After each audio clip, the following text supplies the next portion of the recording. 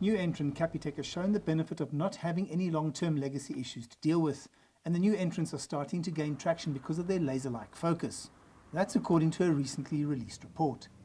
Legacy systems make it very difficult for the banks to see the customer from a single perspective.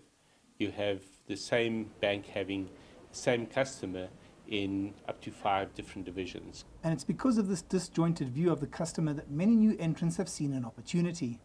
We're seeing the emergence of a number of players that currently operate in adjacent areas in financial services. They are taking advantage of new technology that allows them to launch new banking services faster, more cheaply, and target a new base of customers that are increasingly comfortable dealing with banks online. And Capitec, which is now the country's 4th largest bank by number of customers, has been testing that approach. They're already seeing huge success from having a low-level mobile app in the market. It was one of the most downloaded apps on the Android store in the past year in South Africa. So that tells us already that there's tremendous appetite.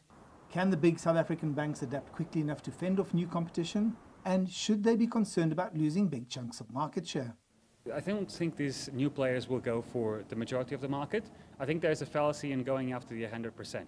I think what they're going after is very specific niches, and by offering low-cost solutions and being very clear on who they're targeting, you can be profitable with a smaller share of the market. I don't think it's so much a question of whether there's room for new players, but rather there's room for new approaches to the market.